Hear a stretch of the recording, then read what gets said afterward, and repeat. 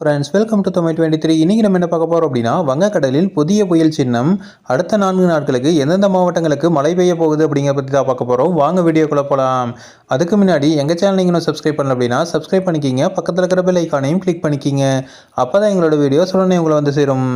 தமிழகத்தில் அடுத்த 4 நாட்களுக்கு வளிமண்டல மேலடுக்கு சுழற்சி காரணமாக கனமழை பெய்யும் என வானிலை ஆய்வு மையம் தெரிவிச்சிருக்காங்க.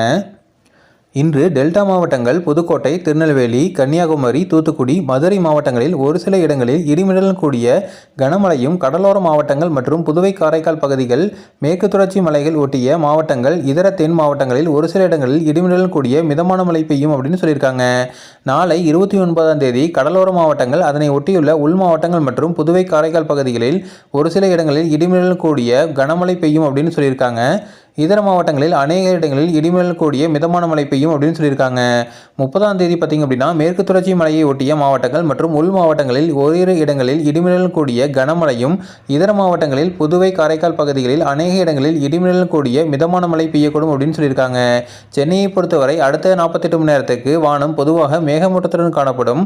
நகரின் ஒரு சில பகுதிகளில் லேசான மழை பெய்யக்கூடும் அப்படின்னு சொல்லியிருக்காங்க.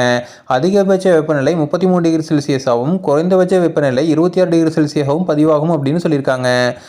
தெற்கு வங்கக்கடலில் மத்திய பகுதியில் உருவாக உள்ள குறைந்த காற்றழுத்த தாழ்வு பகுதி காரணமாக இன்றும் நாளையும் தென்மேற்கு வங்கக்கடல் பகுதிகளில் சூறாவளி காற்று மணிக்கு 40 முதல் 50 கிலோமீட்டர் வேகத்தில் வீசக்கூடும்.